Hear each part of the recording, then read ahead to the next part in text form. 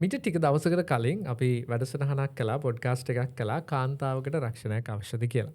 ඒක අපි ගොඩක් හොඳ ප්‍රඩක්ටව ඩිස්කශන එකක් කළ ඉතින් ඒ විඩියෝක කාටහර මිස්සුනානක් ඒ විඩියෝක බලන්න මේ ලිංක එක කලික් කරලා අද අපි කතා කරන්න බලාපොරොත්තු වෙන්නේ තාත්තල ගැන පිරිමි ගැන කතා කරන්න බලාපොරොත්තු වෙන්නේ. ඇයි ඒගොල්ලෝ තමන්ව පිටිපස්සට තියලා යාගේ ෆැමිලිය එක යාගේ ඔෆිස් එක අනිත් වැඩ ප්‍රයිටයිස් කරන්නේ ඇයි කියන සහ ඒකෙන් වෙන්න පුළුවන් ඉම්පලිකේෂන් සහ එහෙම නොවී තියාගන්න මොනාද කරන්න පුළුවන් කියන දේ ගැන තමයි අද කතා කරන්න බලාපොරොත්තු වෙන්නේ. ඉතින් අද දවසේ මේ ෆාදර්ස්ලා එහෙම නැත්නම් මේ මේල්ස්ලා පිරිමි අය ගැන කතා කරන්න ස්ටුඩියෝ එකට ප්‍රථම වතාවට රිසෝස් පර්සන්ලා දෙන්නෙක් සම්බන්ධ වෙනවා. රන්දුනු සහ සුරේෂ්නි දෙන්නම කවුද කියලා දන්නවා.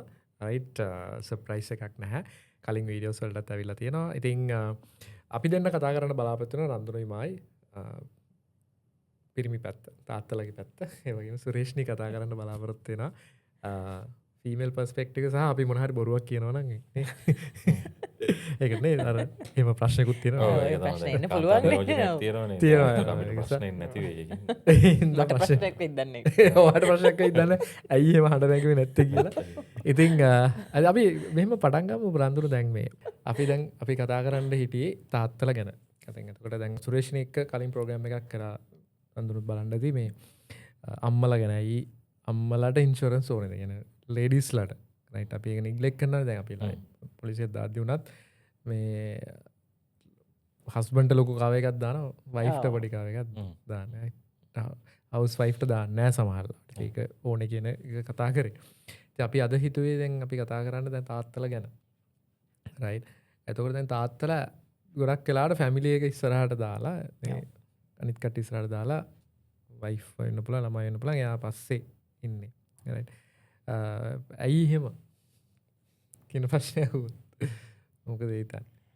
ඕකේ ධනංජය මට මේ يعني මගේ පෞද්ගලික කියවීම ඕකේ මේ මං හිතනවා මේ පොඩි සංස්කෘතික කාරණයකුත් තියෙනවානේ.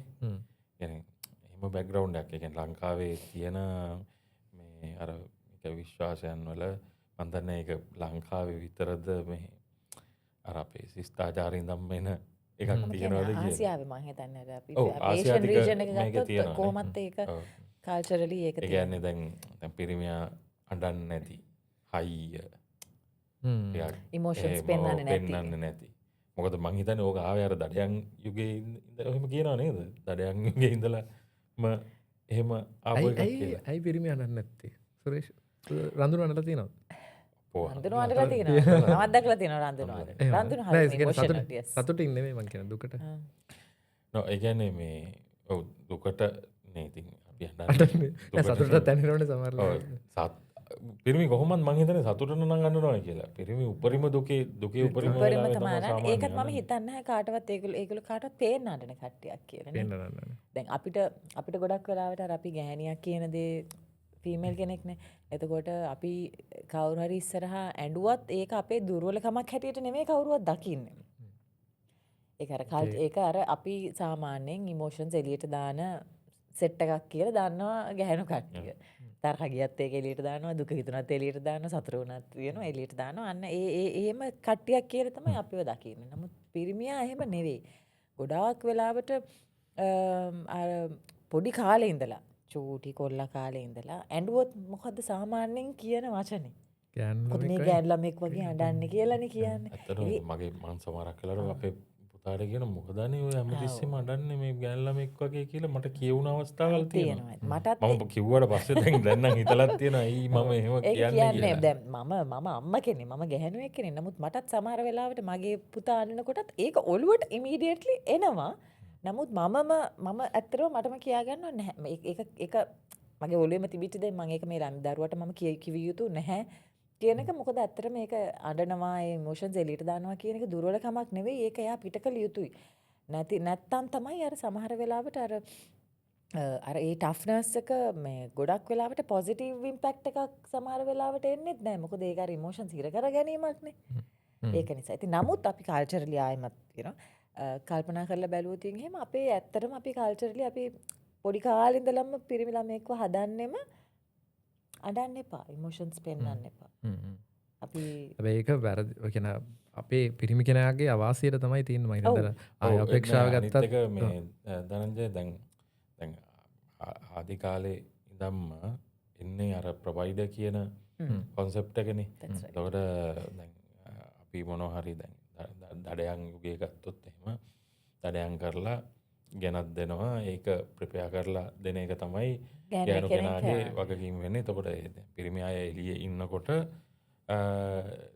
මේ ළමයි ටිකව බලන එක ඒ වැඩ ටික යාට ඔටෝමැටිකලි ඇවිල්ලා තිබ්බා. දැන් පස්සේ කාලෙකදී ඒක ගොවිතැනේදීත් එහෙම වුණා. ඊට පස්සේ ඒකම තමා ප්‍රැක්ටිස් එක මං හිතන්නේ දැන් මේ වෙනකොට ඇවිල්ලා තියෙන්නේ කියලා. නේද?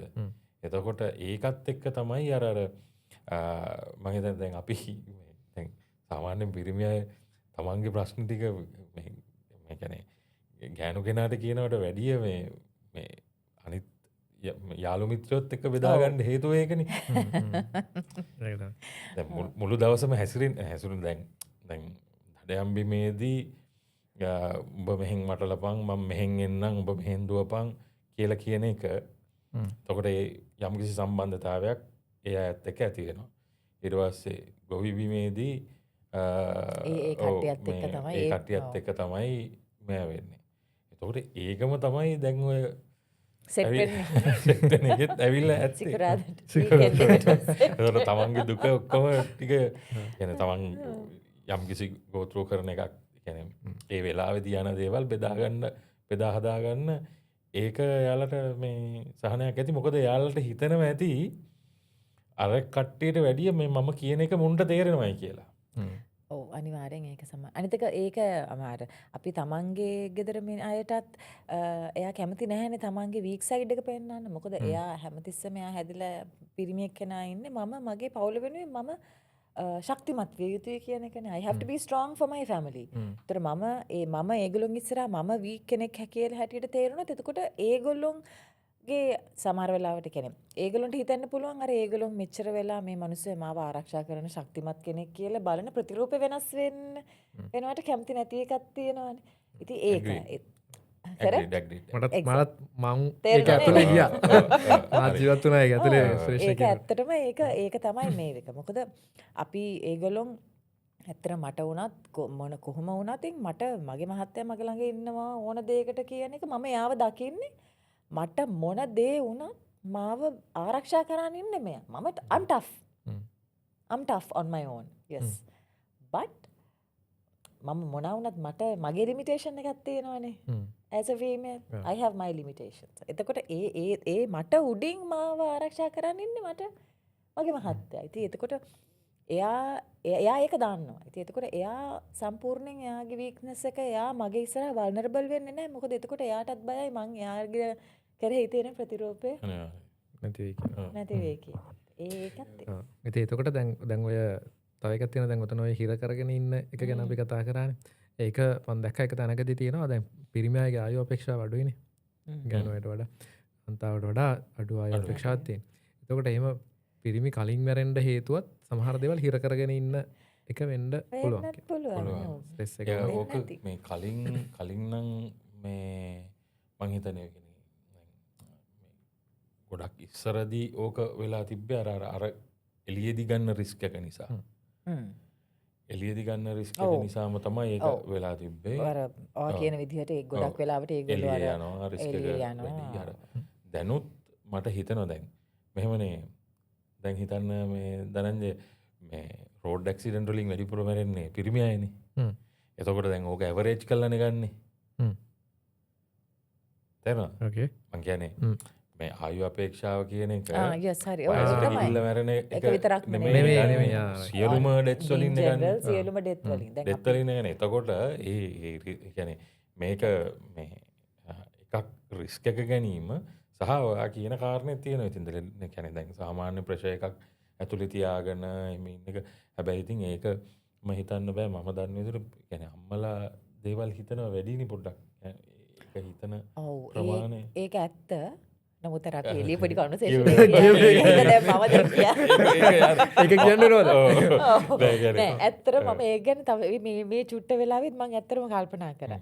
දැන් අර මම කිව්වනේ අර ඕගොල්ලෝගේ ප්‍රතිරූපේ දැන් ඇතර මම බැලුවත් කොහොමහරි මම හිර කරගෙන ඉන්නවා පුළුවන් තරම් කරන්න පුළුවන් දේවල්. නමුත් සමහර වෙලාවට ඒක අර කියන්නේ ෆියුස් එක යන්නේ කෙලින්ම බෝම්බේ පිපිරෙන්නේ මේ අර ප්‍රශ්න ඔක්කොම ගොඩ මෙහෙම පිටිපස්සේ තියෙනවා මේ චූටි හැන්දක් වැටුණා.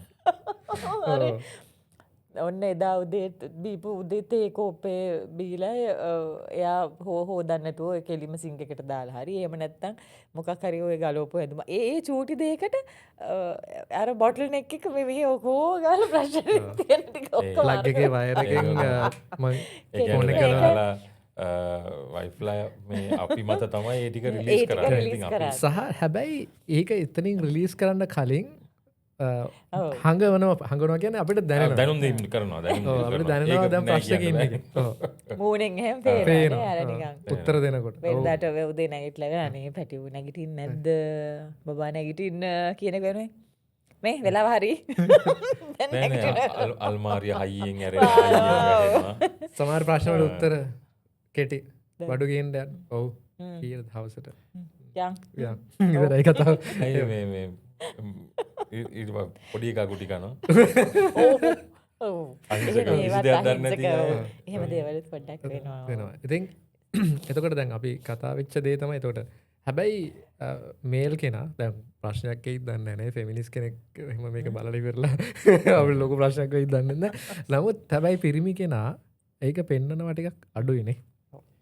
සුරේෂ්ණ ඇග්‍රීඩ් දෙකට. මම ඒකට ග්‍රීඩ් විශේෂයෙන්ම අර මම කියපු කලින් කාරණෙත් එක්ක. ඒ කාරණාවත් එක්ක මොකද අපි ගොඩක් වෙලාවට අසනීපයක් ඒ වුණත් මේ අපි ඉවසනවා තමයි. අපි ඉවසන්නේ නැතුව නෙවෙයි. අපි ඒකත් ඉවසනවා. ඒක ඇත්ත. නමුත් අපිට අවුට්ලට් එකක් සමහර වෙලාවට තියෙනවනේ මහත්තයා. තමයි අපේ අවුට්ලට් එක. සමහර වෙලාවට එයාගේ අවුට්ලට් එක අර මම කියපු හේතුව නිසා අපි නෙවෙයි. එතකොට එයාට ඒක මේ ඒක වෙන්න ඇති මේල්ස්ලා ගොඩක් ඩ්‍රින්ක්ස් ගන්න. සමහර වෙලාවට ඒක වෙන්නත් පුළුවන්. ඒක වෙන්නත් පුළුවන්. මොකද එයාටත් අර ඉස්සෙල්ලා කියපු කතාව වගේ යාළුවෝ ඉස්සරහා වුණත් එයා වල්නරබල් වෙන්න එයාට අර බීම එක අවශ්‍යයි නේද? අනිවාර්යෙන්. ඒක වෙන්න ඕනේ නැත්තම් ස්කේප් වෙන්නේ නැහැ. නැත්තම් ඒක එළියට එන්නේ නැහැ. බීලා නෙමෙයි මේ කියන්නේ කියලා අනිවාර්යෙන් කියනවා. ඒකනේ ඉතින් බීලා ඉඳ නෙමෙයි මම කියන්නේ. උත්තර වෙන්න ගාලා කියන්නේ බීලා නෙමෙයි කියන්නේ කියලා. ඒක ওই වෙලාවට ඉතින් ඉමෝෂන්ස් තව මල්ටිප්ලයි වෙලා එළියට එනවනේ සමහරවිට ඒකත් වෙන්නේ නැති. එහෙම වුණාම ඒ දේවල් යාළුවොත් එක්ක බෙදා ගන්නෙත් ඒ සාමාන්‍යයෙන් සතේකට සැරයක් පොඩ්ඩක් එළියට ගිහිල්ලා නේද සන්තෝෂ වෙනත් ඒගොල්ලන් වෙන අනිත් එක දැන් දැන් මේ පර්සනලි ගත්තා මගේ එක්ස්පීරියන්ස් එක තියෙනවා මේ දැන් අපි දැන් ගොඩක් වෙලාවට ලංකාවේ බහුතරයක් ෆැමිලිස් කියන්නේ මේ සාමාන්‍ය අයනේ.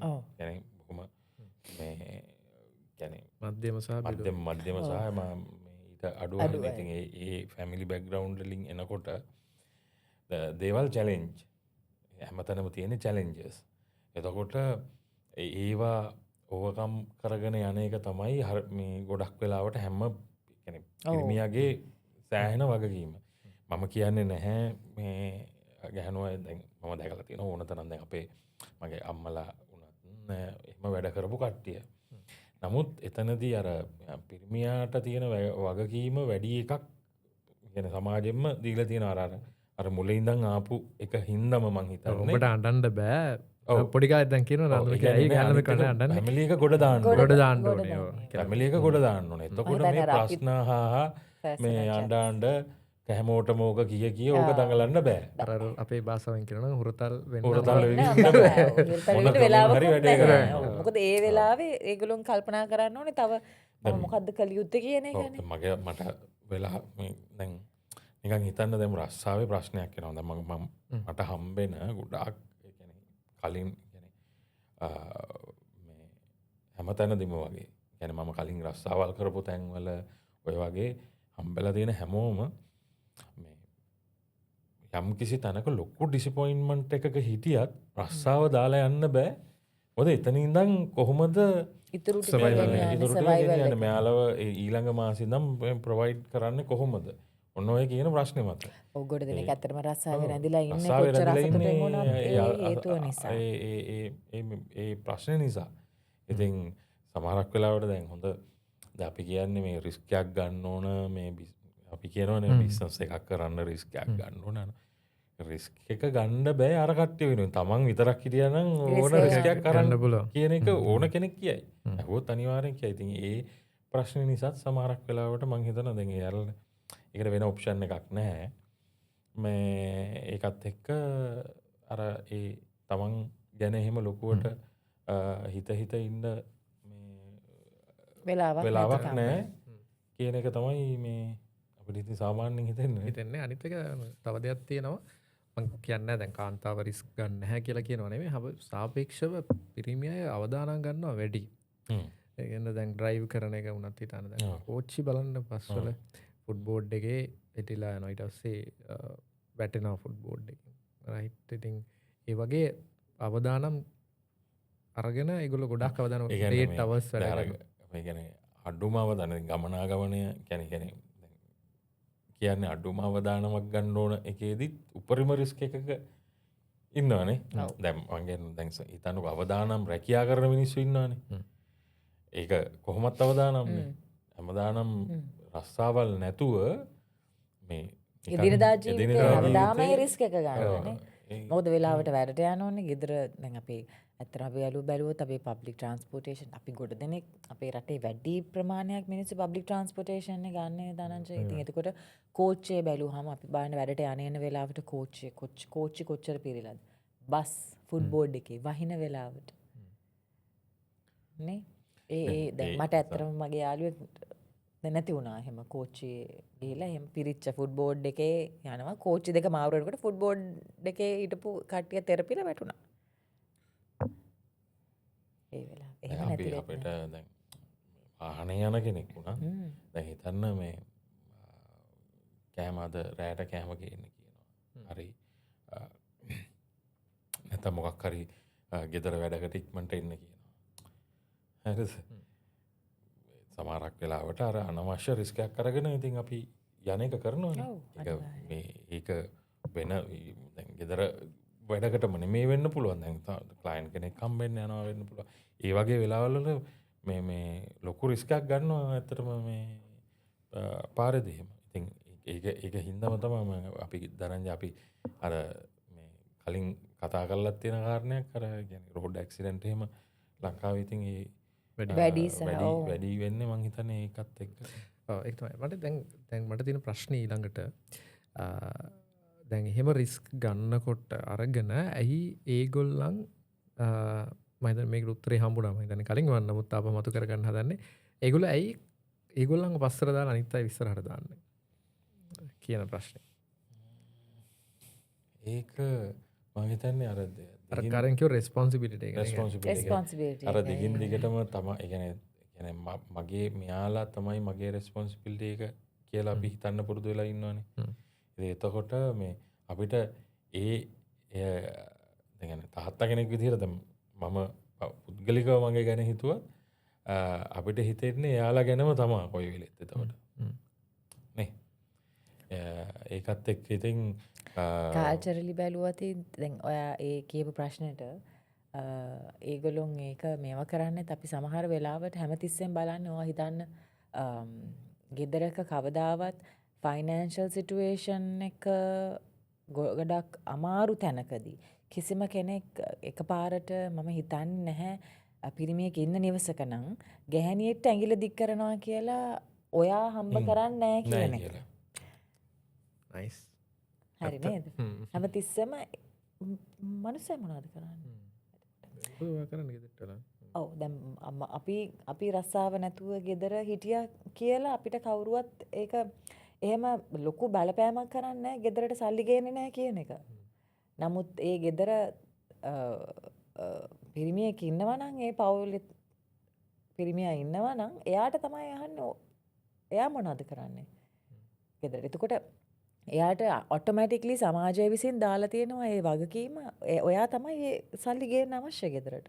ගෙදර දුවන්න. ඔයා තමයි ඒ වැඩේ කරන්න ඕනේ. එහෙම නැත්තම් මොන විදිහේ පිරිමෙද්ද කියලා අහන වෙලාවලුත් තියෙනවනේ. තමන්ගේ පවුල් වලින්, වයිෆ්ගේ පවුල් වලින්, තමන්ගේ පවුලෙන් තමන්ගේ නෑදෑයන්ගෙන් ඒ ඔක්කොමලා ඒ බලන ක්‍රමේ දැන් එහෙම වෙනකොට ඒ මනුස්සයා වුණත් එළියට ගියාම එයා හැමතිස්සෙම ඇන්ට්ලි ඉන්න මේ මිනිස්සු මගේ දිහා බලන්නේ කිසිම වැඩ කරන්නේ නැති මනුස්සයෙක් විදියට කියන එක. ඒ අර අපි හැමතිස්සෙම අපි කැමති වුණත් අකමැති වුණත් අපි හැමතිස්සෙම අර ගොඩක් වෙලාවට අර සමාජය අපි දිහා බලන විදිය අපිට සමාජයෙන් දීලා තියෙන දේවල් එක තමයි අපි ජීවත් වෙන්නේ ධනංජය. ඉතින් එතකොට අපි කොච්චර කිව්වත් අපි ඒක නෑ කොච්චර කිව්වත් ඒක නෑ කියලා ඒක අනිවාර්යෙන් තියෙනවා. හැමතිස්සෙම දැන් ඔයා හිතන්නේ නැද්ද ඔයාට බැරි වෙලාවත් එක මාසෙක මොන හරි වෙලා හරි ඔයාගේ දරුවා හරි වයිෆ් හරි අසනීප වෙච්ච වෙලාවක බිල ගෙවා ගන්න විදියක් නැතුව හරි මොකක් හරි දෙයක් වුණොත් ඔයාගේ වයිෆ්ගේ පවුලේ අය විසින් මම එහෙම වෙනවා කියලා කියනෝ නෙමෙයි. ඔයා හිතනවාද මේ මිනිස්සු මං ගැන මොනවා හිතනවද මට මගේ ළමයාව නෝනව බලාගෙන ඒ දේ කරගන්න බැරුව ඔයා අසරණ වෙනවනේ ඔළුවෙන් ඔයා හිතනවනේ. අනිත් එක අපි එතනදී අර ඒ අයට එහෙම සෙකන්ඩ් කැමතිත් නැහැ. ඒක ඔව් සෙකන්ඩ් වෙන්න කියලා වගේ එකක් ඔටෝමැටිකලි අපේ ඇතුලෙන් එනවා. ඒක තියෙන. මොකද එයා ඕනේ එයා ශක්තිමත් පිරිමියෙක් කියන එක එයාට පෙන්නන්න. මට මගේ පවුල බලා ගන්න පුළුවන්. මට මගේ වයිෆ් බලා ගන්න පුළුවන්. මගේ දරුවන්ට ප්‍රොවයිඩ් කරන්න මට පුළුවන්කම තියෙනවා කියන දේ ඒක තමයි අපේ සමාජය විසින් අපේ පිරිමියව තියලා තියෙන තැන. එතකොට එයාගේ ස්ට්‍රෙස් එක වැඩි. වයිෆ්ලා දරුවෝ අන්තිම පළඳින විදිහෙන් කන බොන විදිහේ ඉඳන් you will be judged. ඔයාව තමයි ජජ් වෙන්නේ කියන එක තමයි ඒක අපි එහෙම ඒක හිතන්නේ නැහැ කියලා කියනවනම් ඒක බොරුවක්. කිව්වොත් ඒක බොරුවක්. අපි එහෙම යථාර්ථය අපි තේරුම් ගන්න බෑ. තනින් තන එක එක්කෙනා එතනින් එළියට ගිහිල්ලා එළිය සමාජ ආශ්‍රය කරලා පිට ඒ දේවල් තමන් හිතන විදිය වෙනස් වෙන්න පුළුවන්. නමුත් මාස් මැජොරිටි එක බැලුවොත් ඒ කටියත් එක්ක ඒ සමාජගත වෙච්ච දේවල් එක තමයි අපි හැමදාම ජීවත් වෙන්නේ. අනිවාර්යයෙන්. එතකොට එයාට ඒ තියෙන රෙස්පොන්සිබිලිටි එක හින්දා එයා මොකද කරන්නේ? අනිත් ඔක්කොම ඉස්සරහට දාලා එයාව පස්සට දානවා. පස්සට දා ගන්නවා අනිවාර්යයෙන්. ඒක හරිද? ඒක හරි. මං අනේ ඒක කල යුත්තක්ද? නෑ. එතකොට අය එහෙම තමයි කරන්නේ. රයිට්. දැන් එතකොට ඒක මොන විදිහට බලපාන? දැන් තව එකක් තියෙනවා දැන් I am fine කියන මෙන්ටැලිටි එක නේ. අනිත් ඔක්කොම දේවල් ටික බලනවා. දැන් මට අපි හිතමු පොඩි චෙස් පේන් එකක් තියෙනවා නේද? රයිට්. මට නෙමෙයි මං කියන්නේ අපි එකන් ආවොත් එක්සම් රයිට් එක අපිට එකක් තියෙනවා නේද? මොකක් හරි පේන් නැහැ බොඩි පේන් නැති. නැත්නම් ලොකු ස්ට්‍රෙස් එකක් තියෙනවා.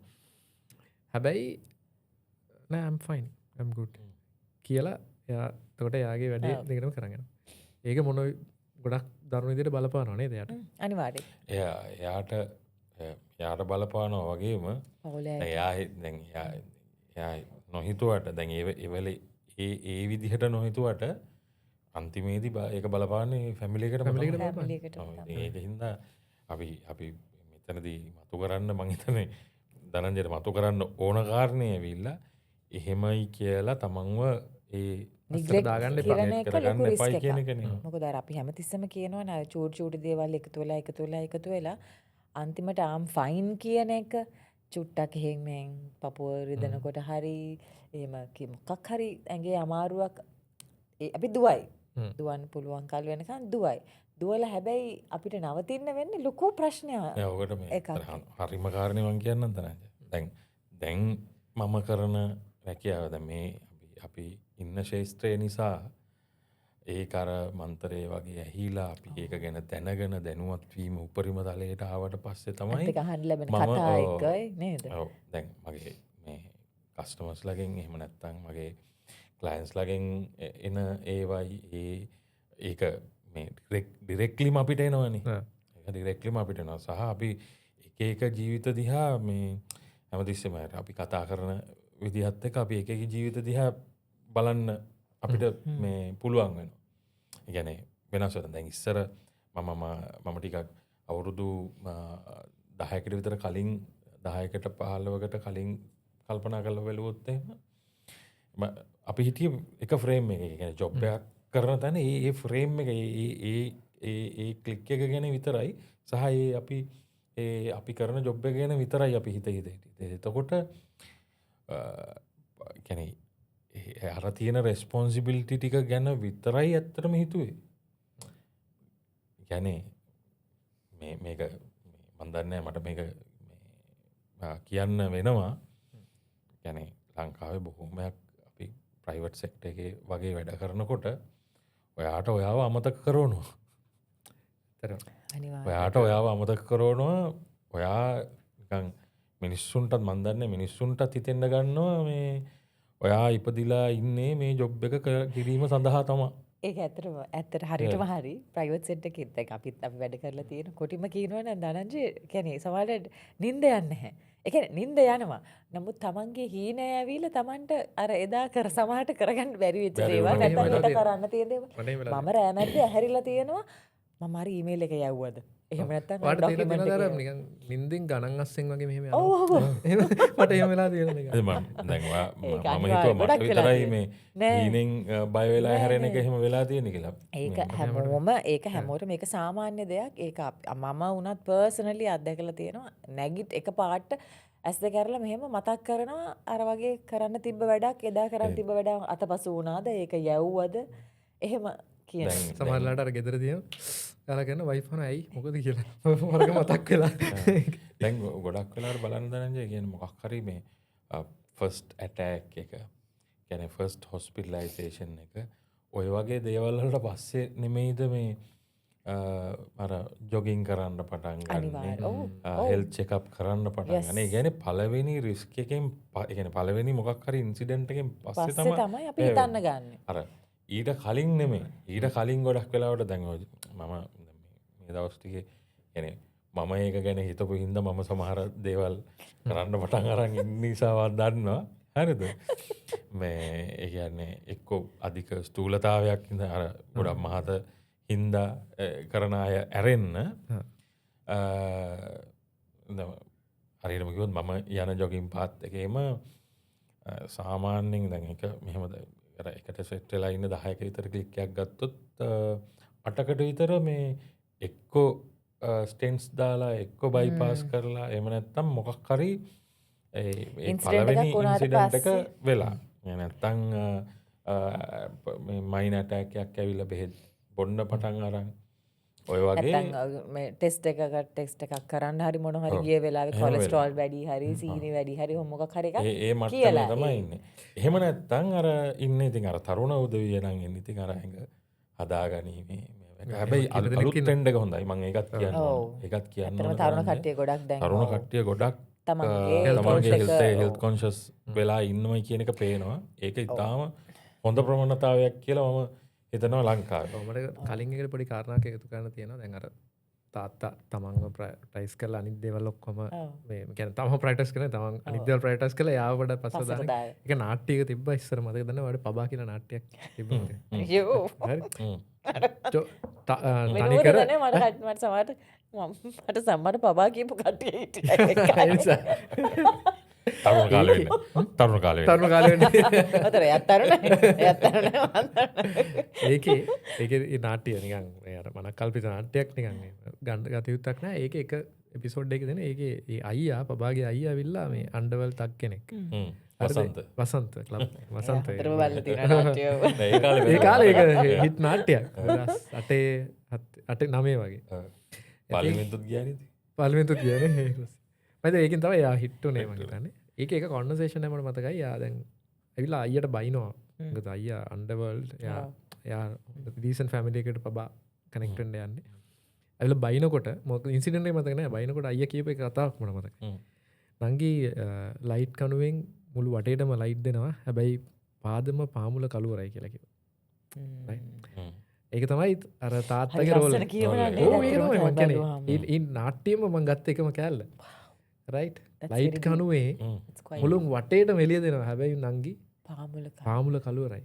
හැබැයි මේ ලයිට් කණුව හින්දා තමයි ඔයා අද මේ සමගිපුර මේ ඉන්නේ කියලා. සමගිපුර වසන්තපුර. තමයි. ඉතින් තාත්තත් ඔය වගේ වැඩක් තමයි කරන්නේ. තාත්තා මුළු වටේටම එළිය දෙනවා. හැබැයි තාත්තා මේ ලයිට් එකක් ගහගන්න ඕනේ යාගේ පාමුලට. නැත්තම් මොකද වෙන්නේ? දැන් අර ෆ්ලයිට් එකේ අපි කියන කතාව මම කියන්නේ දැන් මේ මම ගේන්න යන්නේ. ෆ්ලයිට් එකේ announcement එකේ කියනවා in case of an emergency mask එක වැටෙනවා. ඔක්සිජන් මාස්ක් එක. So you do it for yourself before you do first you put it on yourself before you put it to your children. ඇයි? මම කෙලින් හිටියොත් විතරයි ළමයි කෙලින් කරන්න පුළුවන්. වයිෆ් කෙලින් කරන්න පුළුවන් වෙන්නේ. හැබැයි යාට ඔක්සිජන් මාස්ක් දීදී ඉද්දි මට මොන හරි වුණොත් අර ඔක්කොම මේ වෙනවනේ. ඒතර අපිට ඒකට මොකද්ද කරන්න පුළුවන් දැන් මේ තාත්තා ප්‍රයොරිටයිස් කරන්න. එයාට අපි මොකක්ද කරන්න පුළුවන්? ගොඩක් දේවල් තියෙනවා කරන්න. ගොඩක් එතනින්ද පටන් ගන්න පුළුවන්. ගොඩක් දේවල් තියෙනවා. දෙක ඒ කියන්නේ මුලින්ම එයාගේ සෞඛ්‍ය තත්ත්වය ගැන තමයි පළවෙනි එක. පළවෙනි එක. ඒ කියන්නේ එයාගේ මේ කියන්නේ මන් දන්නේ මානසික සෞඛ්‍ය ගැන කරන්න දේවල් ඇති තියෙනවා නේද? එහෙම තියෙනවනේ. නෝ අනිවාර්යෙන් තියෙනවා. හැබැයි ගොඩක් වෙලාවට ගොඩක් මේ මානසික සෞඛ්‍යයේ ගොඩක් ඔය අපේ අර ස්ට්‍රෙස් වැඩි වුණාම රන්දුණු සහ අපි එක තැන ඉඳගෙන වැඩ කරලා අපේ ඇඟේ එක්සර්සයිස් එකක් නැතිකොටට වඩා එක්සර්සයිස් එකක් වෙනකොට අපේ ඇඟෙන් නිකුත් වෙන හෝමෝන ඒවා මේවා එහෙම තියෙනවානේ. ඒවා වලින් ගොඩක් වෙලාවට අර මානසික ගැටලු වල ගොඩක් විසඳුම් හම්බ වෙනවා. අනිත් අර සමහර දේවල් තියෙනවා ඊට වඩා එහා ගිය දේවල්. It's connected. ඒ කියන්නේ මයින්ඩ් එක mind and body is it's one කියලා කියන්නේ. ලොකු වෝක් එකක් යනකොට ඔයාලට අයිඩියාස් එනවා. මට එනවා එහෙම අයිඩියා. එනවා. ඒක තමයි. වැඩි තියෙන ඒ වෙලාවට ඒවා ලියා ගන්න කොලපත් හොයාගන්න වැඩි එකේ වාක් එක ඉවරනකොට ඒ නිසා මට අමතක වෙලා. මේ හැබැයි මම කියන්නේ අර ඒ දෙක පුළුවන් තරම් හොඳ මට්ටමේ පවත්වාගෙන යන්න. ඒ කියන්නේ තමන්ගේ සෞඛ්‍ය ගැන හිතලා හොඳ කෑමවීම මේක ඉතින් හැම තැනම කියන දෙයක්. නමුත් ස්පෙෂලි තමන්ට ලොකු එකන වගකීම් සමුදායක් තියෙන කෙනෙක් හැටියට සහ කෙනෙක් හැටියට සහ තමන්ගේ පැමිලි එක වෙනුවෙන් එහෙම පැමිලි එක වෙනුවෙන් කියලා කිව්වහම එයාලා කරනවත් වැඩි වෙන්න පුළුවන්. පැමිලි එක වෙනුවෙන් ඉන්න මේ ඕනේ නම් කරන්න තියෙන දේ තමයි මං හිතන්නේ හොඳ තමන් කියන්නේ තමන්ගේ හොඳ කෑම බීම ටික ගන්න එක, හෙල්ත් හැබිට්ස් කියන්නේ හැබිට්ස් ටික හදාගන්න එක, වර්ක්අවුට් කරන එක සයි කියන්නේ මම කියන්නේ ඔය මගේ අඩුම තරම ඇවිදින එක හරි සහ ඉතින් රෙගියුලර් හෙල්ත් චෙකප් එකක් කරගන්න එක පොයින්ට් එකක් මම කියන්න කැමති. ගොඩක් වෙලාවට අපි ඇත්තටම ඔය ලොකුම ස්ට්‍රෙස් එක එන්නේ රඳුණු ෆයිනෑන්ෂල් පැත්තෙන්නේ නේ. අර අපි හැමතිස්සෙම දැන් මේ දිගටම අපි කතා කර හිටියේ අපි අපේ ස්ට්‍රෙස් එක වැඩිම මොකද අපි අද අපි ඇත්තටම ලොකු වියදමක් දරන්න ඕනේ බේසික් නීඩ්ස් වලට. අපේ බිල් ටික ගෙවලා කෑම බීම විතරක් වියදම් කරාම අපේ පඩියෙන් ලොකු චංක් එකක් ගිහිල්ලා ඉවරයි සාමාන්‍යයෙන්. ඉතින් එතකොට වැඩ කරන මනුස්සය ඇත්තටම අද ගොඩාක් ස්ට්‍රෙස් වෙලා තියෙන්නේ ඒක නිසා. එතකොට දැන් ඔය වර්ක් අවුට් කරන එක සමහර වෙලාවට ඒකවල කියයි වෙලාවක් කොහෙන්ද කියලා. මොකද සමහර වෙලාවට මේගොල්ලෝ මිනිස්සු ගෙදර එන්නේ රෑ 10ට 11ට. එනකොට ළමයි නිදි වයිෆ් එයත් කාලා සමහරට කෑම එක වහලා මේව කරලා තියෙන මේසුරු තියලා බලන් ඉන්නවා එනකම්. ඒ වගේ සිටුේෂන් එකක් නේ අද කාලේ ඇත්තටම අපිට තියෙන්නේ ගොඩක් වෙලාවට. ඒක නිසා. ඉතින් එතකොට අපේ ගොඩ ස්ට්‍රෙස් එකෙන් ගොඩාක් තියෙන මේ ෆයිනෑන්ෂල් සයිඩ් එක. ඒක තමයි ඒක රිෆ්ලෙක්ෂන් එකක් to your health as well. ඉතින් එතකොට අපි ඒ දේවලුත් අමතක කළ යුතු නෑ. දැන් අපි කියන health අපි එක්සර්සයිස් කරන්න ඕනේ, mental health ප්‍රශ්න තියෙනවා නම් දොස්තර කෙනෙක් ළඟට යන්න ඕනේ, ඒ මනුස්සයාටත් ගෙවන්න ඕනේ. නේ? අපි එක්සර්සයිස් කරනවා නම් එක්කෝ ජිම් එකකට යන්න ඕනේ. එහෙම නැත්නම් අපි ඇවිදිනවා නම් ඒක yes it's free but still ඒ දේවල් වලට ඒ ස්ට්‍රෙස් එකට අදාළ එක කාරණයක් තමයි අපේ ෆයිනෑන්ෂල් ස්ට්‍රෙස් එක. ඉතින් අපි ඒ දේවල් ගැනත් බලන්න ඕනේ අපි කොහොමද ඒ ස්ට්‍රෙස් එක මිටිගේට් කරගන්නේ කියන එක. ෆයිනෑන්ෂල් ස්ට්‍රෙස් එකත් මිටිගේට් කරගන්නේ කොහොමද කියන එකත් අනිවාර්යෙන් බලන්න ඕනේ. අපි ඉස්සෙල්ලම බලන්න ඕනේ අපේ ස්ට්‍රෙස් එකට හේතුව මොකක්ද කියන එක නේ. සොලියුෂනි මම මෙහෙම දෙයක් දකිනවා දැන් වාගේ අර වියදම වැඩි කියන එක it's a given thing. ඒක එහෙම තමයි. නමුත් මන් දන්නේ මම වැඩිපුර දැකලා තියෙනවා ෆයිනෑන්ෂලි එහෙම මේ ගොඩක් අය ඒ කියන්නේ මේ තමන්ව මේවා කරගෙන ඉන්න කට්ටිය ගොඩක් වෙලාවට මේ ෆයිනෑන්ෂලි හොඳ තැනක අමාරු තැන්වල ඉන්න කට්ටිය නෙමෙයි. අලා නැති තරම් දේවල් තියෙනවා. හරිද? ඔල්රෙඩි හදලා තියෙන්නේ. ඒ කියන්නේ yes ලොකු ඩිසිෂන් මේක කෙනෙක් වෙන්නේ නැති. ඉතින් ඒ තමන් ගැන ඩිසිෂන් එක තමන්ට ගන්න පුළුවන් වෙන්න ඕනේ. නෑ ඒකත් රාන්දුනු එහෙම ඒගොල්ලෝ හොඳ තැනක ඉන්නේ ඒගොල්ලෝ සමහර වෙලාවට මහන්සි වුණ හින්දා. නමුත් ඉතින් අන්තිමේදී මං කියන්නේ ඒ කියන්නේ තමන්ව මේව කරගෙන කරන වැඩේ මොකද්ද? ඉතින් ඒක හින්දා ඒක කොතනදී හරි තමන් තීරණයක් ගන්න ඕනේ. තමන් අනිවාර්යෙන් තීරණයක් ගන්න ඕනේ. that's true. මේක කියලා සහ මම දන්න ගොඩක් අය ඒ පැත්තට මේ යොමු වෙලා ඒ ගැන වැඩ කරනවා. නමුත් මේ විශේෂයෙන් ඔය කෝපරේට් සෙක්ටර් එකේ හොඳ මැනේජ්මන්ට් පොසිෂන් වල ඉන්න අය වුණත් ඉතින් තමන් ඒක මැනේජ් කරගන්න වෙනවා පවුල you are a වෙනුවෙන් good තමන්ගේ manager. ඩිපෙන්ඩන්ස්ලා වෙනුවෙන් ඒක ඇත්තටම අපි ඒක ගැන දැන් කතා කරන්නේ ඔය අනිවාර්යයෙන් මැනේජ් කරන්න වෙනවා. දවසක් මේක පොඩ්ඩක් අපි තව ටිකක් කතා වෙනවා වැඩි. නමුත් දවසක්ම වැඩකට ගිහිල්ලා එනවා අපි. තුන්දෙනාම දන්න කෙනෙක්. මෙතන මට නම කියන්න බෑ. ප්‍රෝග්‍රෑම් ඉවරලා කියන්න. අපි ප්‍රෝග්‍රෑම් එකට කියන්නේ පොඩි මීටින් එකකට ගිහිල්ලා එනවා. ගිහිල්ලා එනකොට මේ දැන් ටිකක් රෑ වෙලා අපි හිතන්නකෝ 9ට 10ට විතර රයිට්. දැන් යත් කෙනකොට මට නිින්ද ගියා අතන වාහනේ. මට නිින්ද ගියා ඩ්‍රයිව් කරනවා. ඉතින් මම නිදාගෙන ඉඳලා එහෙම ඇරලා අම්මෝ මට හොඳට නිදිමතයි මං කිව්වා ගිය ගමන් වෙන මොකුත් නැහැ වොෂ් එක දාගත්තා ඇඳට පැන්නා කියලා. එයා කියනවා බලන්න මට ඒ ආතල් එකක් නැහැ නේ කියලා. එයාට ගෙදර ගිහිල්ලා තව වැඩ ටිකක් තියෙනවා හෙට මීටින් එකක් තියෙනවා ප්‍රිපෙයාර් වෙන්න. ඒකට කරන්න. හරිද?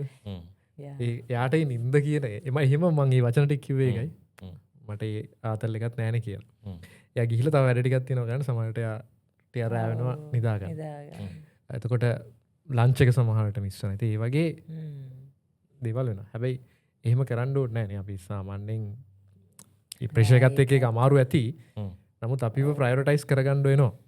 නේ? අපිට අපිව ප්‍රයොරිටයිස් කරන්න වෙනවා. ඒක ඇත්ත. ගොඩාක් ඒ අපි ඒ කෝපරේට් සෙක්ටර් එකේ ඒ අපි you call it what the grind නේ. සාමාන්‍යයෙන් කියන්නේ ඒ රැට් රේස් එක දුවන අතරේ අපි අපේ මොකද අපි ඒක කරන්නේ කවුරු වෙනුවෙන්ද කියන එක අපි ඉස්සෙල්ලා ඇත්තට මේක ඔලුවට ගන්න ඕනේ. අපි ජීවත් වෙන්නේ රස්සාව කරන්න නෙමෙයි. නමුත් අපි රස්සාව කරන්නේ අපි ජීවත් වෙන්න.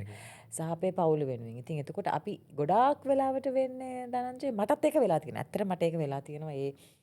ඒ හම්බ කිරීම ඒ රස්සාව හරියට කරන එක ඒකට වැටුණාට පස්සේ සමහර වෙලාවට අපිට අමතක වෙනවා අපි මේ කරන්නේ කවුරු වෙනුවෙන්ද මොනවටද කියන එක. එතකොට අපි ඇත්තටම අමතක වෙනවා අපි මේක කරන්නේ මගේ පවුල වෙනුවෙන් සහ මගේ අනාගතය වෙනුවෙන් කියන එක අමතක වෙනවා. අපි නමුත් අන්තිමට අපි අපේ මුළු ජීවිතේම අපි ආත්මෙම අපේ රස්සාව කරගන්නවා. අන්න එතන තමයි අපිට අපිව අමතක වෙන දේ සිද්ධ වෙන්නේ. නමුත් එහෙම නෙමෙයි අපි අනිවාර්යෙන් බලන්න ඕනේ. මම තවදුරටත් වැඩි කාලයක් ජීවත් වුණාම තමයි මට වැඩි කාලයක් මගේ පවුල මගේ දරුවන් බලා ගන්න පුළුවන් වෙන්නේ. මොකද ඒ වැඩ කරගෙන යන අතරේ අපේ ශරීරය අපේ මෙන්ටලි සහ ෆිසිකලි අපිට අපේ ඇඟ එකපාරට කඩා වැටෙන්නේ නැහනේ. අපේ ඇඟ චූටි හින්ට්ස් දෙනවා අපිට. අනිවාර්යෙන්. ඒක සුරේෂනි කියන්නේ අපි දැන් වතුර බොයිල් වෙන්නේ 99 දී නෙමෙයිනේ 100 දී. ඒ කියන්නේ ඒක 30 ගණන් වල ඉඳලා මම කියන්නේ උෂ්ණත්වය කාමර උෂ්ණත්වය 20 ගණන් වල ඉඳලා තාපය අපි දීගෙන ඉද්දී 42 කියන්නේ ලූක්වෝම්. ඒක. ඊට පස්සේ 99ට වෙනකම් නෙමෙයිනේ. 99 වෙනකම්ම මුකුත් සද්දයක් නැහැ. 100 දී තමයි බොයිල් වෙන්න පටන් ගන්නෙ වතුර. ඒක ඒ වෙනකන් එතකොට ආට නවත්තන්න ඕන නම් තාපේ කියන්නේ වා තාපේ සපේන එක නවත්තන්න ඕන. ලිප ඕෆ් කරන්න ඕන. අපි මොකද්ද කරන්න පුළුවන් අපිට ඕක 40 ගණන් වල 50 ගණන් වලදී කරන්න පුළුවන් දෙයක් හෙල්ත් එකට. ඉතින් ඒක තමයි එක්කෝ මම කියන්නේ අර අපි regular health checkups දීගෙන ඉන්න දැල්ල අඩු කරන එකනේ. කාලේ අඩු කරන්න ඕන නම් දැල්ල අඩු කරන්න ඕන. ඔව් ඕෆ් කරන්න ඕන. ඒක ඕෆ් කරන්න බෑ. ඕෆ් කරන්න බෑ. අපි පුළුවන් තරම් අඩු කරන්න. ඉතින් ඕකට මෙහෙමයි ලිතා දාර්ශනික මට්ටමේ උත්තර තියෙනවා. නමුත් මම කැමති දාර්ශනික උත්තරයක් නෑ. මං කියන්නේ දැන් ධර්මය ඇතුලේ අර මේ තියෙන්නේ ඕකනේ. ඒ කියන්නේ දැන් ඔයාට දැන් අපි දැන් ෆයිනෑන්ෂල් ප්ලෑනින් වලදී අපි අර මුල මට්ටමේ කතා කරපු එක තියෙනවනේ. ඒ කියන්නේ පුළුවන් තරම් සරල වෙන්න. සරල වීම ඇතුලේ ඔකට උත්තර ටික තියෙනවා. එතකොට ඒ කියන්නේ ඔයාට ඔයා ආදායමට අනුව නෙමෙයි ආදායමට අඩුවෙන් වේදන් කරන එකට පුරුදු වෙන්න. එතකොට ඔයාට එන ෆයිනෑන්ෂල් ස්ට්‍රෙස් එක අඩු වෙනවා. දැන් අපි මේ මේන්ටේන් කරන්නේ අර හදපු ඉමේජ් එකක් නේ. ඉමේජ් එක මේන්ටේන් කරන්න මේ වැඩිපුර දේවල් දෙන්න ඕනේ. ඒ කියන්නේ දැන් ටිකක් කල් යනකොට හිතෙනවා දැන් මම ඉන්න මේකට මේ වාහනේ මදි කියලා. හරිද? එතකොට ඒක මේන්ටේන් කරන්න ගන්නවා ලොකු වාහනයක්. එතකොට ඒක ඒ වාහනේ මේන්ටේන් කරන්නම තව ලොකු ගාණක් ඕන වෙනවා. එතකොට ගේ ලොකුවට හදාගන්න තරමට ඔයා ඒක මේන්ටේන් කරන්න තමන්ගේ දරන්න ඕන ස්ටේටස් කොස්ට එක එක වැඩි මේන්ටේන් වෙනවා. කරන්න දරන්න ඔව් ඒක කොස්ට් එක වැඩි වෙනවා. ඒක තමයි මේ ඒකට අන්තිමේදී ඒක එකතු වෙලා රිසල්ට් එක එකතු වෙලා තමයි අර දරන් අහලා නැද්ද මෙන්න මෙහෙම කතාව මම 7500 ඉස්සර පඩිය ගත්තේ ඔව්. දැන් මෙච්චර ගාණක් තියෙනවා ඒත් ඒ විතරක් කාලෙත් නෑ මම නේ ජීවත් වුණා. 500 සේවුත් කර සේව් ඔව් සාතික ඇත්ත. ඉතින් ඒක අර අපේ ඕකම තමයි නෑ, කියන්නේ. මටත් ඔය එක්සාම්පල් එක දෙනවා. මම ඉන්ටර්න්ෂිප් වගේ කරන කාලෙක මට මතකයි මම 12000ක් විතර මට හම්බුණා. මාස 3ක් යනකම් මම ඒක ගත්තේ නෑ. මම වෙන අර එලොල් කරන කාලේ ක්ලාසස් එහෙම කරා. එතකොට එහෙම කාලයක් තිබ්බා. අද නම් මම හිතන්නේ මගේ 12000ක් සේව් කරන්නත් තියෙනවා. මම perfect එකක් දාන්න. ඔය ආපු හින්දා මම හරි ලස්සන කතාවක් තියෙනවා දරංජය කියන්න. මම දන්න ඉතා සාර්ථක ව්‍යාපාරිකයෙක්. හොඳ බිස්නස්මන් කෙනෙක්. ඒ කියන්නේ ඉන්නෝවේටිව් මේ ඒ අයිඩියාස් ආය ගැන මගේ මිත්‍රයෙක් ගෞරවයෙන් කියන්න පුළුවන් මගේ මිත්‍රයෙක් කියලා. එහෙම කෙනෙක්. මම මට ඇත්තටම දැන් මේවා එකක් ආව. යා අද ඉන්න තත්ත්වය මේ වෙනම ලෙවල් එකක ඉන්නේ. අපි කියන්නේ අපි අපේ භාෂාවෙන් කිව්ව වෙනම ලෙවල් එකක ඉන්නේ. කියන්නේ මේ ලංකාවේ පදින්න පුළුවන් හොඳම වාහනයක්. හොඳම ටොප්ම ලෙවල් එකේ වාහනයක් කියන්නේ. කියන්නේ ලොකු දේශපාලඥයෝ පදින වාහනේ රේන්ජ් රෝවර්. ඒ මට්ටම එකක් පදින්නේ. ඉතින් එහෙම තව හොඳ ව්‍යාපාරයක් තියෙනවා. තව වාහන ගොඩක් තියෙනවා. ලොකු කම්පැනියක් තියෙනවා. සහ හැම වෙලේම අලුතෙන් මොනවා හරි දෙයක් ඉදලා අලුතෙන් පටන් ගන්නවා. එහෙම මම ඇහුවා දැන් නමුත් අපි අපේ ලෙවල් අපේ මට්ටමේ කියන්නේ අපේ මට්ටමේ ඉඳලා පටන් ගත්තේ. බොහොම සාමාන්‍ය ෆැමිලි එකක දෙමව්පියෝ ගුරුවරු මේ ඉතින් මං ඇහුවේ මේ බිස්නස් මයින්ඩ්සෙට් එක කොහෙන්ද ආවේ? බිස්නස් එකක්වත් එහෙම නැති ෆැමිලි එකක ඉඳලා මේ මයින්ඩ්සෙට් එක කොහෙන්ද ආවේ? මට හොඳ කතාවක් කිව්වේ මේ දංජ. එමස අපේ තාත්තගෙන් තමයි ඒක ආවේ. මං කිව්වා තාත්තා ගුරුවරයෙක් නෑ. තාත්තා ගුරුවරයෙක් තමයි. හැබැයි තාත්තා ඉස්කෝලේ ඉවර වෙලා එනවනේ 2ට හරි 3ට හරි. එතන ඉඳන්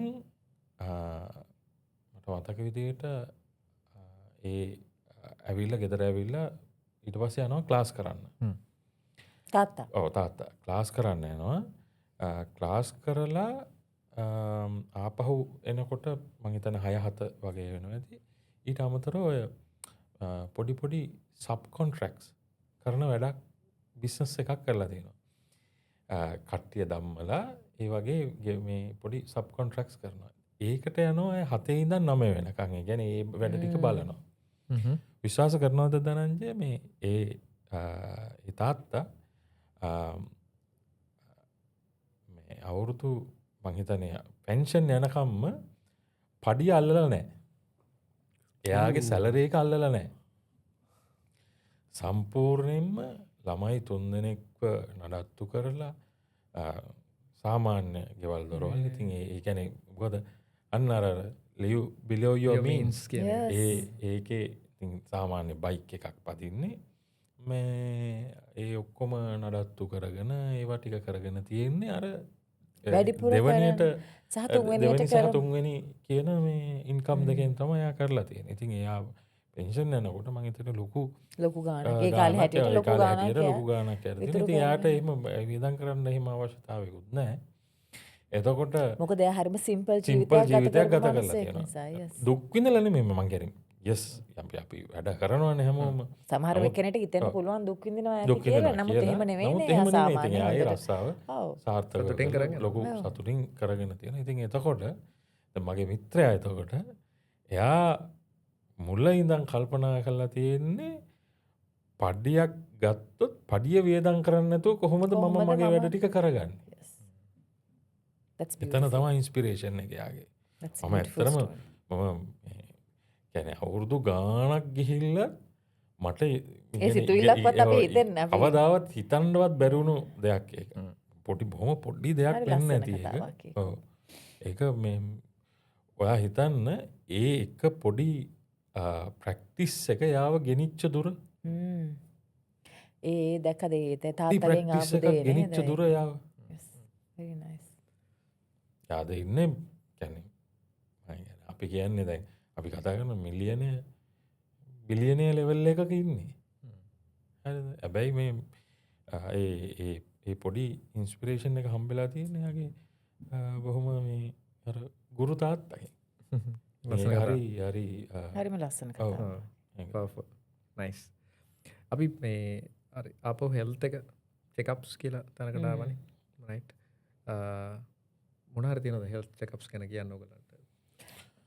ඔව් ඒ කියන්නේ හෙල්ත් චෙකප්ස් ගැන ගැනඉතින් දැන් ඕනම කෙනෙක්ට ගැන ලංකාව වැට තියෙන ලොකුම් ප්‍රශ්නය ගැන මේ නන්කමිනිකල් ඩිසිස් කියන කෙන ගැන බෝ නොවන රෝග කියන එකටන අපිට තියෙන ලොකුම මේන් කිල පිකයන්නේ මරණවලින් වැඩිම ප්‍රතිශතයක් එන්න හර්ද රෝග කියන එක අපි දන්න රහසක් දන්න රහසක් හැමෝම දන්න රහසක් එක ඉට පස කැන්සස් තිනව කොම මේ අපේ භාවිතයන් එක්ක මං හිතන්නේ එන අපේ කෑමබීමවත් කෑමබීම සහ ඊට පස්සේ කෑමබීම ජීවන රටාව ඉතින් ඒවට උපදෙස් ඕන තරන් තියෙනවා පිළිපදින්න.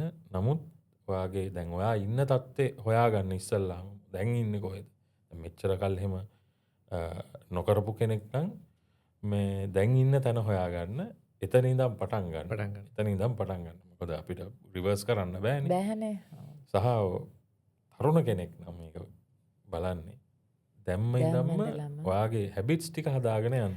එක්සයිස් කරන විතරක් නෙමෙයි ඇත්තටම හැබිට්ස් ටික හදාගෙන යන ඒ වගේම දැන් ඇත්තටම අපි බැලුවොතින් අපි ගිය අවුරුදු කීපය තුළ දනංජය අපි සාමය එක පාරට මේ ඉන්නවා මේ නෑ කියන ලයික් මරණ බැලුවතින් එහෙම දැන් අපේ සෝෂල් මීඩියාවල අපි දකිනවනේ ෆේස්බුක් එකේ එහෙම ඔක්කොම හරිම තරුණ ළමයි නේද පෞද්ගලිකව මම අන්දන්නේ අවුරුදු 35 අපේ අර ෆස්ට් අයක තියෙන ඒක ඇතුලේ මට මතක නිකන් පෞද්ගලික අවුරුද්ද ඇතුළත 4-5 දෙනෙක් ඒ හින්දා ඒ අපි තරුණයි ඉස්සර අපි මේ නැති වුණා කියලා කියන්නේ අපි ඉතින් ගොඩක් වෙලාවට ඔන්න 65 වයස රිටයර් වෙලා ඒ වයස පයින්න මිනිස්සෙක් තමයි අපි නැති වුණා. ඒතර අපි කියනවා 65 එහෙම කියලාත් කියනවනේ. ඒකත් අපිට පොදුමයි 65 කියන්නේ නැති වෙන වයසක්ද කියන එකනේ. 50 ගණනුත් තිබ්බා. හැබැයි ඒකත් ඒතර 50 ගණන් වල සමහර 40 මේ ලේට් 40s වගේ එහෙම දැක්කම අයියෝ හරි තරුණ වයසේදී නැතුනේ කියලා එහෙම කියන්නේ. දැන් අපි 30 ගණන් වල 28 ගණන් ඒකට මම පෞද්ගලික උදාහරණයක් කියලා කිව්වොතින් ඒ දැන් මම කියන්න හදන අපි වයස අදාළ නැහැ. අපි හැමතිස්සෙම හෙල්ත් චෙකප් එකක් අපි අනිවාර්යෙන් අවුරුදු 30 35 පැන්නාම අනිවාර්යෙන් ඇනුවල් ඕ බයි යන මේ කියන්නේ අවුරුදු දෙකකට සැරයක්වත් අනිවාර්යෙන් මේ හෙල්ත් චෙකප් එකක් අපි අනිවාර්යෙන් කළ යුතුයි කියන එකට ඇත්තට මේ උදාහරණේ අපේ පවුලේ ගොඩක් ළඟ ඥාතියෙක් දැන් අවුරුදු දෙකක් විතර හෙල්ත් චෙකප් එකක් කරන්න බැරි වුණා කියලා හෙල්ත් චෙකප් එකකට ගියා. මොකද එයා සාමාන්‍යයෙන් හෙල්ත් චෙකප් එකක් කරන මිනිස්සෙක්. අවුරුද්දට සැරයක් අනිවාර්යෙන් කරනවා. ඒක මිස් වුණා අවුරුදු දෙකක්. ඒ අතරේ එයාගේ වේට් එකත් ගොඩාක් පල්ලහැට එයා දාගෙන තිබුණා. මොකද ඒ මිස් වුණේ ආවුට් ස්ටේෂන් වැඩ කරපු නිසා. නමුත් ගොඩක් හෙල්ත් එක ගැන හිතුවා. කෑම ගැන හිතුවා. හොඳ ගුණ ආහාර කාලා මම හිතන්නේ කිලෝ 30 ගාණක් විතර අඩු කරගෙනත් තිබුණා. 30 ගාණක් සෑහෙන ප්‍රමාණයක් බර අඩු වෙලා තියෙනවා. ඉතින් හෙල්ත් චෙකප් එකකට යන්න ගියේ නැති හින්දා ගියා. ඒ හෙල්ත් චෙකප් එකකට ගිය වෙලාවේ හදවතේ බ්ලොක්ස් 5ක් මේ නාටරියේ දෙකක බ්ලොක්ස් ඒ කියන්නේ 100ක් 99ක් 90ක් සහ 70 එන්නේ ඒ ගණන් වල. අපි කලින් කතා කරපු 100ට ඇවිල්ලා නැහැ. බොයිල් වෙන ලෙවල් එකට ඇවිල්ලා නැහැ. නෑ එකක් තියෙනනේ බොයිල් වෙලා. එකක් බොයිල් වෙලා තියෙනවා. ඉතින් ඒ වෙලෝ මගේ නේ සම්පූර්ණ කර්මන්නේ වෙන මට්ටමක් නෙවෙයි සයිල ඒ කියන්නේ බොහොම පොඩි මේ එකක්. මොකද අර අපේ මේ නාටරිස් තියෙනවා ඒ වගේ මේවට අනිත් මේ මොනවද ඒකට මම දන්නේ කියන වචනේ. තියෙන නාලිකා තියෙනවානේ ඒ වල පොඩි එකක් තිබිලා තියෙනවා. ඉතින් ඒක එයා චෙකප් එකට ගිය නිසා දැනගත්තා. දැන් එක බ්ලොක් එකක් නෙවෙයිනේ මම කියන්නේ දැන් එකක් 100%ක් වෙලා තියෙනවා. අර 99 මේන් ආටරිය එක මුල වෙලා තියෙන්නේ. ඉතින් එතකොට ඒ 99% වෙලා වෙච්ච වෙලාවක යාට ලොකු මේජර් ඇටැක් එකක් එන්න ඉඩ තිබුණා. නමුත් ඒ ඇටැක් එක එන්න කලින් එයා මෙඩිකල් චෙකප් එකට ගිය නිසා ඇටැක් එකක් ආවා කියලා කියන්නේ heart එක ඩැමේජ් වෙනවනේ. දැන් ඒ දේ වෙන්න කලින් කොහොම හරි ටක් ගාලා ස්ටෙන්ට් එකක් වලක්ව ස්ටෙන්ට් එකක් දාලා ඒක ගොඩ දාගත්තා. ඒකටත් ලොකු ගාණක් ගියා 1.3 මිලියන් වගේ ගාණක් ගියා. නමුත් ඒ හෙල්ත් චෙකප් එකට එයා ගිය නිසා තමයි එයා ඒක වේලසනින් දැනගෙන ඒකට ප්‍රතිකාරයක් කරන්න පුළුවන් උනේ ඇටැක් එකක් එන්න කලින්. ඒ වෙලාවෙත් අනිත් ප්‍රශ්නේ තමයි ඔච්චර එක්සර්සයිස් කරලා ඔච්චර හොඳ කෑම කාලා ජංක් ෆුඩුත් නෙමෙයි හොඳට උයපු මේව කරපු කෑම කාලා එක්සර්සයිස් උත් කරලා ඔක්කොම කරලා එච්චර ඇඟ බස්ස ගත්ත මිනිස්සෙක්ට කොහොමද මේක ආවේ කියන ප්‍රශ්න නම් දැන් අපි කියන්නේ අපි එක්සර්සයිස් කරන්න මේව කරගන්න බලාගන්න තමන් ගැන බලාගන්න කියලානේ. ඒක වුණේ අපේ තව දෙයක් තියෙනවා. අපේ මොනවාද ජෙනටිකල් ඉෂුස්.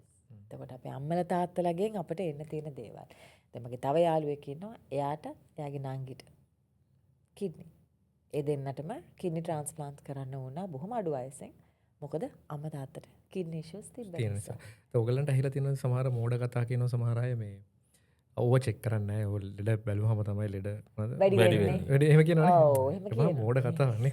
දැන් හිතන්නකෝ දැන් ඔයාගේ රිලේෂන් ඔක චෙක් කරේ නැත්තම් අර විදිහට heart එක ඩැමේජ් වෙන්න තිබ්බා.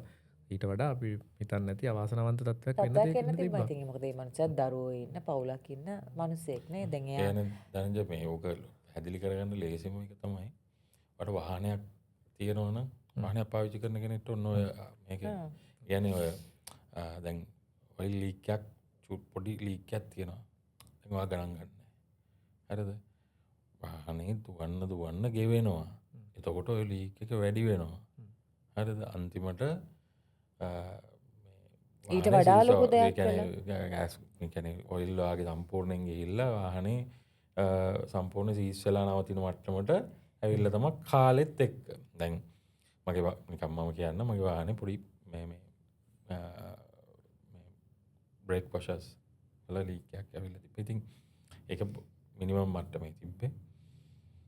ඒකේ තෙන්නෙන් දෙය අපි ඒක රිපෙයාර් කරගන්නවා. මොකද දන්නෝ තව ටිකක් තව ගියොත් ඒක වැඩි වෙනවා. වැඩි වෙලා ඊට පස්සේ ඔකට වැලිලා කැපිලා අර මුළු මේ යුනිට් එකම දාන්න වෙන වාහනවල නම් එහෙම යුනිට් දාලා මේවා එකක් කරගත්තා. හැබැයි මේකේ මං කියන්නේ වාගේ මේ ජීවිතේ තෝරන මම තව ප්‍රශ්නයක් අහන්නද ඔය දෙන්නගේ ඒ වගේ ලීක් එකක් හරි වාහනේ චුට්ටක් ඩ්‍රයිව් කරනකොට දෙදරනවා වගේ හරි මොන හරි එකක් අපිට ඇඟට දැනෙනවනේ වාහනේට ආත මම කියන්නේ එක්ස්පීරියන්ස් එකෙන් ඔයගොල්ලෝ ඒ විදිහටම දුවනවද? වාහනේ දුවන්නේ වාහනේ ඒකනේ මම මේ කිව්වේ ඒකට දඩබඩ ගාලා මේවා කරගත්තා. නෑ බක් අපි දැන් හිටියොතින් අපි වැඩි වෙනවා කියන මම කියන්නේ අපි පිරිමියෙක් තමන්ගේ වාහනේ චූටි හරි ලෙඩක් හරි තියනවා නම් එතනින් එහාට ඒක දිගටම ඉග්නෝර් කරන කෙනෙක්ුත් නෙවෙයි. අනිවාර්යෙන් පහුවෙන්දම නැත්තම් එදා හවසම ගරාජ් එකට දාලා අහනවා මල්ලි මෙහෙම පොඩි සද්දයක් කරනකොට බලන්න මොකද්ද කියලා කියනවනේ. ඉතින් ඒක අපි ඇයි අපේ ජීවිතේට අපිට කරන්නේ නැත්තේ? මොකද අපිට වාහනයක් රිප්ලේස් කරන්න පුළුවන් ඉන්ෂුරන්ස් තියෙනවා මොකක් හරි එකක් අපිට කරන්න පුළුවන්. නමුත් අපිට රිප්ලේස් කරන්න කවුද ඉන්නේ කියන්නේ? තමයිගේ ගෙදර මාව තාත්තා කෙනෙක් දැන් එන්ජින් එකේ පාර්ට්ස් ඔක්කොම කඩේ තියෙන වරන් දාන්න පුළුවන් අපේ පාර්ට්ස් අපේ මොකද කඩවල නෑ. ඔව් අනිත් එක දැන් අපි වාහනේ ඩෑෂ්බෝඩ් එකක් තියෙනවනේ. ඒකේ සිග්නල් එනවා එන්ජින් එකේ හිට වෙනකොට සිග්නල් එනවා. හැබැයි අපේ එහෙම සිග්නල් නැහැ. නෑ. කෙලින්ම අපි සිග්නල් නැත්තේ නෑ. එනවා අපි ඒක ඉග්නෝර් කරනවා. අපි තේරුම් ගන්න නැහැ ඒක. අපි හැමතිස්සෙම මේ සිග්නල් එක අර අපිට ඇහි දැන් කාර් එකේ සිග්නල් එක මෙහෙම පත්තු වේවි අපිට කියනවා. නමුත් අපේ ඇඟේ සිග්නල් එක අපේ චූටි පොඩි පේන් එකක් එහෙම විතරයිනේ අපිට ඒක අපි විසින්ම අපි ඉග්නෝර් කරගන්නවා අපේ දෙයක් නිසා. ඒක සාමාන්‍ය හියුමන් බිහේවියර් එකක්. නමුත් අපි කියන්නේ ඒක ඊට වඩා එතනින් එහාට ගිය ලොකු දෙයක් කරගන්නේ නැතුව අපි තමන්ගේ වාහනේ පාවිච්චි කරනවා වගේ. මට කියන්න දෙන්න මම කියන්නේ අත්දැකීමෙන් මම කියන්නේ අවුරුදු 35 40 කියන්නේ මේ කියන්නේ වාගේ ජීවිතේ වාගේ කියන්නේ බොඩි එකේ ලොකු චේන්ජස් මං කියන්නේ පිරිමියෙක්ගේ මේ ගණු අයගෙත් ඕක තියෙනවා. මං කියන්නේ දැන් ඔයා බ්‍රෙඩ් විනර් කෙනෙක් නම් ඔයා ප්‍රොවයිඩර් කෙනෙක් නම් අවුරුදු 35 40 කියන්නේ ලොකු අවධානයක් දෙන්න ඕන කාලය. කාලයක්. එතකොට මම තව පොඩි රහසකුත් කියන්න. හරිද? මේ දැන් ඔයා රෙගියුලර් චෙක් කරලා නැතිත් කෙනෙක් නම් බෙහෙත් බොන්නේ නැතිත් කෙනෙක් නම් කරුණා කරලා පුළුවන් නම් ඉස්සෙල්ලාම ඉන්ෂුරන්ස් එකක් දාගන්න, හෙල්ත් ඉන්ෂුරන්ස් එකක්. පළවෙනිට. බොහෝමයක් දෙනෙක් දැන් මේ වෙනකොට වරද්දගෙන තියෙන තියෙන දෙයක් කාරණයක් ඇත්තටම. ලොකු මේ කියන්නේ එයාලා අපිත් ප්‍රශ්න වලට මුහුණ දෙනවා ඒ කතාව හින්දා. දැනට ඔයා හොඳ මේ ඔයා ඉන්නේ 35 45 අතර වයසක නම් දැනට ඉන්ෂුරන්ස් එක කියන්නේ හෙල්ත් ඉන්ෂුරන්ස් එකක් අරගෙන නැත්තම් අරගෙන නැත්තම් කරුණා කරලා මං කියන්නේ හෙල්ත් චෙකප්ස් උත් එහෙම රෙගියුලර් කරන කෙනෙක් නෙමෙයි නම් ඉස්සල්ලාම ඔයා කරන්න ඕන වැඩේ තමයි අනිත් ඒවා මුකුත් කරන්න කලින් හොඳ ඇඩ්වයිස් කෙනෙක් හම්බෙලා හෙල්ත් ඉන්ෂුරන්ස් එක සහ වගේ ෆැමිලි එකටත් කව එකක් ඕනේ කියලා හිතනවා. මං කියන්නේ එයාලගේ අනාගතේ ඔයාගේ අතේ නම් තියෙන්නේ ඒ කවර්ස් ටිකක් දාගෙන කරගන්න. බොහෝමයක් තාත්තලා දැන් අපිට කතා කරන්නේ ගොඩාක් ෆැමිලි එකට ආදරේ තාත්තලා දැන් පසුතැවෙනවා ඒ කලින් ඒක කරගන්න නැති එකට. ඒක හින්දා ඒ වැඩේ කරගන්න. ඊට පස්සේ මේන්ලි මේ ඔයාගේ රෙගියුලර් චෙකප්ස් ටිකක් කරගන්න කියන එක මේ බොහොම ආදරෙන් ඉල්ලනවා. ඔතන හෙල්ත් දැන් අපි මම හිතන්නේ හරි තැනට අපි ආවා. දැන් අපි තාත්තලා ගැන කතා කරලා ඒගොල්ලන්ගේ කරන ඒගොල්ලෝ සැක්‍රිෆයිසස් ගැන කරන්න ඕනේ හෙල්ත් එක චෙකප්ස් කරගන්න, ඉන්ෂුරන්ස් එකක් දාගන්න, හෙල්ත් ඉන්ෂුරන්ස් කියන එක. එතකොට මට තව අදහසක් මට ගේන්න ඕන වුණා. දැන් එකක් ක්‍රිටිකල් ඉල්නස් එක. කියන්නේ දැන් ඔයා ෆැමිලියට ආදරේ නම් අනිවාර්යෙන්ම ගන්න. හැබැයි ඔයාට ආදරේ නිසා ගන්න. මේ මගෙන් එක මේ සේවාදායකයෙක් මගෙන් කතා කරලා අහනවා දැන් එයා පොඩි ඉන්සිඩන්ට් වගේකට මුණ දෙන්න වෙලා. දැන් ඒ වෙනකන් එයාගේ කියන්නේ මම සමහරක් වෙලාවට කතා කරත් එහෙම ලොකු ඉන්ට්‍රස්ට් එකක් තිබ්බේ නැති දේවල් එයාගේ මේ මම හිතන්නේ සහෝදරයෙක්ගේ මේ අකල් මරණයක් හින්දා මේ එයා මේ කතා කරලා දැන් මේ එයා කියනවා දැන් එයා නැති වුණොත් මේ දැන් එයාට ඉන්ෂුරන්ස් එකකුත් තියෙනවා මම කියන්නේ මම මේ වයිෆ්ට මේ මොනවාද පෙන්ෂන් ප්ලෑන් එහෙම පෙන්ෂන් ප්ලෑන් වගේ තියෙනවා නේද කියලා මගේ තියෙනවා එහෙම දාන්න ඕනේ. හැබැයි ඊට කලින් මේ මගේ මේවා මේ චෙක් කරගෙන ඉන්න ඕනේ. මම නැති වුණා කියලා එයාට පෙන්ෂන් හම්බෙන්නේ නැහැ නේ. මමනේ ඔකට ගෙවන්න ඕනේ. ඔබට තේරෙනවද? අයිඩියා එක නැහැ. එයාට අදහස නැහැ. අපි එයාව තම දැන් එයා වයිෆ්ට පෙන්ෂන් ප්ලෑන් එකක් දානවයි කියන එකෙද්දි එයාට අදහස තියෙන්නේ වයිෆ්ගේ නමට තමයි මේක යන්නේ. වයිෆ් ඒකට ගෙවාගෙන යන්න ඕන වගේ එකක්. වෙන්නේ අනිත් පැත්ත. වෙන්නේ එයාව තමයි අපි ආරක්ෂා කරන්නේ. එයාව තමයි සෙකුව කරන්නේ. එයාගේ through එයාගේ through තමයි අපි මේ වයිෆ්ට පෙන්ෂන් එක හදන්නේ. නමුත් මං කියන්නේ මේ එක අපි දැන් කලින් වැඩසටහනක් අපි කරලා තියෙනවා. මන් දන්නේ අපිට ඒ පොයින්ට් එක අපිට කතා කරන්න පුළුවන් වුණාද කියලා අපි මං හිතන්නේ අපිට බැරි වුණා ඒක කතා කරන්න. අපිව කියන්නේ අපි ෆයිනෑන්ෂලි යාලව ප්‍රොටෙක්ට් කරන එකේ තේරුම කියන්නේ අපිව නෙමේ එතනදී. හෙල්ත් කියන්නේ එකක් මම මේ කියන්නේ මේක මේ අපි දැනුවත් විය යුතු තැනක්. හෙල්ත් එකකින් ඔයාගේ හෙල්ත් බිල්ස් ටික මෙම වෙනවා වගේම ඔයාගේ ලයිෆ් ඉන්ෂුරන්ස් එකකින් වගේ යැපෙන්නනුත් ආරක්ෂා වෙනවා. ඒකම ඒගොල්ලන්ගේ හෙල්ත් ඉමර්ජන්සීස් ඉස්සරහට කරගෙන යන්න පුළුවන්කමත් ඒගොල්ලන්ට ඒකෙන් සැලසෙනවා කියන්නේ. ඒ වගේම මට හිතුණා දැන් හෙල්ත් කවර් එක වගේම ටෝටල් පර්මනන්ට් ඩිසබිලිටි කවර් එකකුත්. මොකද එයා ජීවත් වෙලා ඉන්නකොට නැත්නම් එයාට ඒ ස්ට්‍රගල් එක බලන්න වෙනවනේ. හරියට එක්සැක්ට්ලි. මොකද ගොඩාක් වෙලාවට අපි දැකලා තියෙනවා අපේ මම මේ ළඟදී කතාවක් ඇහුවා. මට ඇත්තටම හරියට දුක හිතුණා. මොකද ඒ රිටයර් වෙච්ච මිනිස්සෙක් රිටයර් වුණාට පස්සේ එයා කියන්නේ එයාගේ වයිෆ් අසනීප වෙලා ඉඳලා තියෙනවා එක තැන. නමුත් රිටයර් වුණාට පස්සේ යාට ඔෆිස් එකෙන් දෙන ඉන්ෂුරන්ස් කවර් එකක් නැහැ. නෝනගේ මෙඩිකල් බිල්ස් ඒකෙන් කවර් වෙන්නෙත් නැහැ ඉස්සරහට. තේරෙනවද? එතකොට එයාගේ රිටයර්මන්ට් එකට එයාට තියෙන්නේ එයා අර EPF එක හරි මොකක් හරි ඉතුරු කරගත්ත ඒ දේ විතරයි. ඒ දේ සහ එයාගේ ගෙදර විතරයි.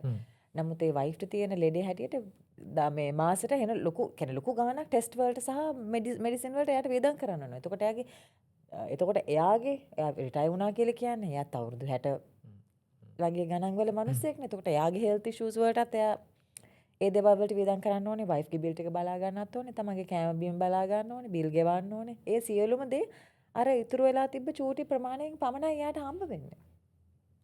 ඉතින් එතකොට එයාට අන්තිමට ගේ විකුණන්න වෙනවා. මොකද වයිෆ්ගේ මෙඩිකල් බිල්ස් ලොකුවට ගිය නිසා. ඉතින් එයා මේ සනීප වෙන පුද්ගලයෙක් නෙවෙයි. නමුත් එයාව ජීවත් කරවන්න එහෙම හරි අපි මුකුත් වෙන්න දෙන්නේ නැහනේ. එයාව ජීවත් කරවන්න. සාමාන්‍යයෙන් අපි අර සාමාන්‍ය මේ කියන්නේ අපි රොඩ් හරි අපි තියාගන්න බලනවා අපි කියන්නේ. පුළුවන් තරම් මේ මනුස්සයව ජීවත් කරවන්නනේ බලන්නේ. සාමාන්‍ය ප්‍රැක්ටිස් එකක් නේ. හරියට හරි.